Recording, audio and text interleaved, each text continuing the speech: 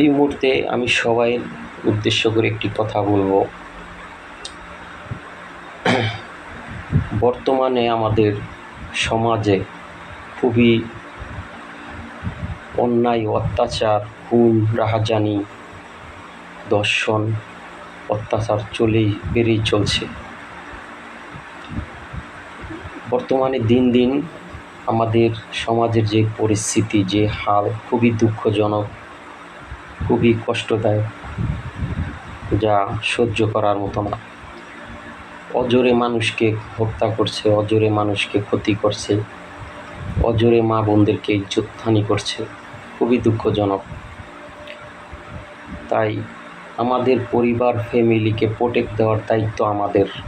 আসুন আমরা সবাই মিলে আমাদের পরিবারে যে ছেলে মেয়ে আছে তাদেরকে চোখে চোখে রাখি, তাদেরকে শাসন করি, তাদেরকে অন্যায়ের সাথে মিশতে বারণ করি, তাদেরকে কোনো বেআইনে যেতে নিষেধ করি।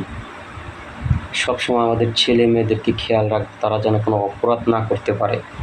সবসময় কঠিন শাসনে রাখবো এবং অপরাধ জগৎ থেকে তাদেরকে ফিরিয়ে আনতে চেষ্টা করব। যারা বর্তমানে অন্যায় করতেছে, অপরাধ করতেছে, সন্ত্রাস, খুন, রাহাজানি করতেছে, তারা তো কোনো মায়ের সন্তান। অযথা একটি মানুষকে নির্মমভাবে হত্যা করছে, তারাও তো একটি মায়ের সন্তান। তাই আমরা যদি আমাদের ছেলে মেয়েদেরকে চোখে রাখি, শাসন করি, তারা কই যাচ্ছে, কই কী করছে, তাহলে কখনোই আর অপরাধী হবে না, অপরাধ এই সমাজে আর ঘটবে না। তাই সব মা বাবাকেই বলবো, আপনাদের সন্তানকে, আপনাদের ছেলেকে শাসনে রাখুন, চোখে চোখে রাখুন, কোনো অপরাধে মিশতে দিবেন না, কোনো অযথা কোনো ছেলেদের সাথে মিশতে দিবেন না। যদি একটি দুর্ঘটনায় ঘটে যায়, একটি অপরাধের সাথে যুক্ত হয়ে যায়, তাহলে কিন্তু আপনিই কষ্ট পাবেন। আপনার সন্তান যখন সে অপরাধ করে ফেলবে, যখন তার শাস্তি হবে, যখন তার দুর্ঘটনা ঘটবে, তখন কিন্তু আপনিই কষ্ট পাবেন। সারা জীবন কষ্ট করে, পরিশ্রম করে আপনার সন্তানকে লালন পালন করেছেন, আর সেই সন্তান আরেকজনের হাতে মারা যাবে কিংবা তার বিচারে সে যাবজ্জীবন কিংবা শাস্তি পাবে, তখন আপনি সহ্য করতে পারবেন না। তাই আগে থাকতে আমাদের সন্তানদেরকে আমরা শাসন করি, তারপরে কোথায় যাচ্ছে, সে কি করছে সেটা খেয়াল রাখি, তাহলে এই সমাজ থেকে কিছু অপরাধ বন্ধ হয়ে যাবে। আজকে আমরা যে দুর্ঘটনাগুলো দেখছি, যেই খুন খারাপি দেখছি, এটি তো কোনো মায়ের সন্তানই করছে। তো সেই মায়ের সন্তানদেরকে চোখে রাখতো, অপরাধের সাথে মিশতে না দিত, তাহলে আজ এক মায়ের সন্তান আরেক মায়ের হাতে খুন হতো না। খুবই নির্মমভাবে একটি মানুষকে মেরে ফেলছে, খুবই কষ্ট দিয়ে। সে ভাবে না যে আমারও একদিন শাস্তি হবে, কিংবা আমি যে তাকে মেরে ফেলছি, সে মারার অন্যায়ের কারণে আমাকেও তার শাস্তি ভোগ করতে হবে। সে ভুলে যায়, সে উন্মাদ হয়ে যায়। একজন মানুষ আরেকজন মানুষকে হত্যা করে জীবনে সে পার পেয়ে যাবে না, কিংবা সে বেঁচে যাবে না।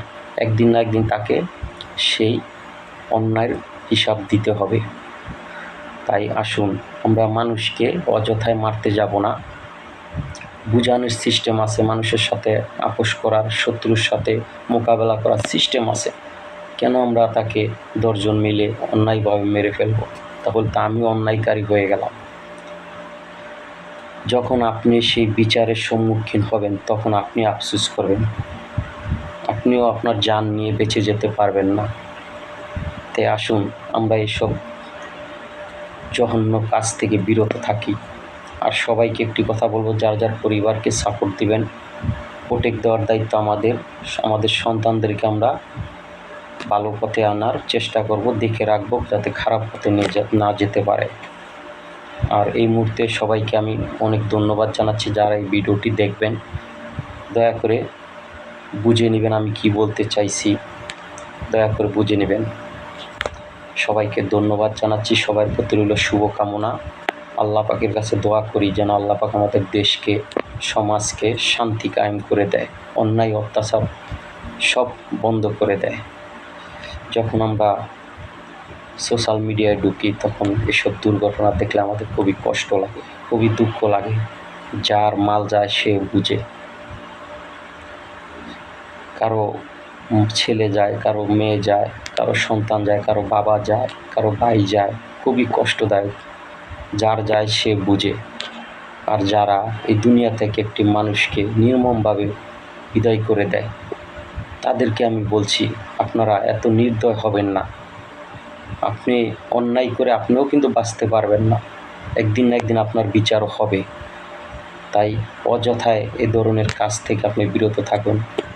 কি হবে এই দুনিয়ায়, কি হবে এই টাকা পয়সা দিয়ে, কি হবে এই গাড়ি বাড়ি দিয়ে, কি হবে ধন দৌলত দিয়ে? কিচ্ছুই হবে না। আপনি যখন মারা যাবেন শুধু আপনি একাই যেয়ে হিসাব দিতে হবে। তাই আসুন এই ধরনের কাজ থেকে আমরা বিরত থাকি। ধন্যবাদ জানাই সবাইকে। সবার প্রতি রইল শুভকামনা ও দোয়া, ভালোবাসা। যারা এই ভিডিওটি দেখবেন শেয়ার করে দিবেন, সবার কাছে অনুরোধ রইল। আসসালামু আলাইকুম।